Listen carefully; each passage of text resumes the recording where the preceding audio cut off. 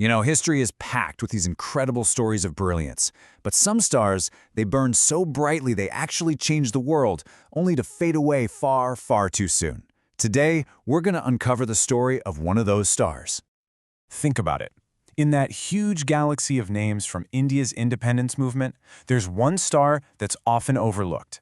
He was a man of just unparalleled talent, a shadow who made the light of a giant possible. So who was he? Who was this Venus star? Okay, so to really get this, you have to understand the metaphor. The Shukratare, or what we call the Venus star, is the brightest thing up in the night sky right after the moon. It's this beacon of pure light. But here's the catch. Its appearance is fleeting. You only see it for a brief, precious window. So keep those two things in mind: unmatched brilliance and a tragically short appearance. All right, so let's pull back the curtain. It's time to reveal the identity of this star who lived and worked deep in the shadow of one of history's most iconic leaders. So, the man we're talking about? It's Mahadev Desai. Now, on paper, his title was Private Secretary to Mahatma Gandhi. But in reality, he was so much more. He was Gandhi's gatekeeper, his conscience, his memory, and, as we're about to see, the man Gandhi himself actually named as his successor. And here's the thing. For all his massive intellect and influence, Mahadev Desai was just profoundly humble. He used to joke that he was Gandhi's hamal, his porter, and even his cook, water carrier, and donkey. It was his way of saying, look, no task is beneath me if it serves the cause. He was the guy who did literally everything else so that Gandhi could do the one thing only he could do: lead a nation to freedom. But you know, out of all the incredible things he did, one talent, man, it just stood out. A talent so powerful it could shake an entire empire. Let's talk about his miraculous writing style. I mean, really think about this for a second. This wasn't praise coming from friends or allies. This was the assessment of his adversaries, the highest-ranking British officials in India. They openly admitted that in their whole vast colonial government, they had no one, not a single person, who could match his skill with a pen. His pen was a weapon, and his opponents knew it. Get this, 0. That's the number of errors Gandhi ever found in Mahadev Desai's notes. I'm not just talking about typos, but errors of any kind. Gandhi himself famously said there was not even a comma's error in his work. This wasn't just about beautiful handwriting. This was about flawless precision and a perfect, almost scary grasp of nuance. And that precision, it had a huge impact in the real world. The letters Desai drafted for Gandhi weren't just letters, they were political events. The sources tell us that when these letters landed on the desks of the viceroys, the most powerful men in the British Raj, they would literally stop and take a deep breath before they even opened them. They knew the words inside would be elegant, powerful, and pretty much impossible to argue with. I mean, his role was just staggering. He wasn't just a secretary. He was a top-tier journalist, managing the movement's 2 most important publications. He was a brilliant translator, bringing Gandhi's autobiography to the entire English-speaking world.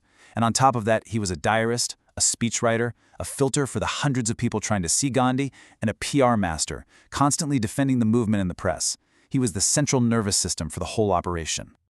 But look, this story isn't just about being great at your job. At its heart, it's about a deep, personal, and totally unbreakable bond between 2 men. So it all kicked off in 1917. The moment they met, Gandhi immediately saw Desai's potential. And that bond formed so fast that just 2 years later, in 1919, while Gandhi was being arrested, he publicly declared Mahadev Desai his waris, his heir. This wasn't some casual remark. It was a massive declaration of trust that would define their entire relationship, right up until its tragic end. And Gandhi, he often said Mahadev was more than a son to him. This little detail just shows you how deep that connection really was.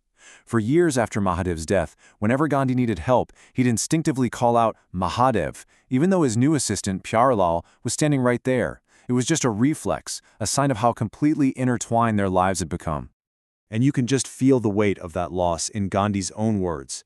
After Desai died, a totally devastated Gandhi kept repeating a line from a hymn, "E re zakam jogi ne jashe." This wound, he said, will never heal. For a man who endured so much, that single statement just tells you everything about the irreplaceable place Mahadev Desai held in his heart. So, that brings us right back to where we started with that metaphor. Why did this brilliant star fade so quickly? Well, the answer lies in the very dedication that made him so extraordinary in the first place. His typical day, It's just mind-boggling to even think about. The sources confirm he worked 17 to 18 hours every single day. He famously had this crazy ability to do 4 hours of work in one, but even with that kind of superhuman efficiency, the sheer volume of what he had to do was just crushing. But it wasn't just about being mentally trained. No.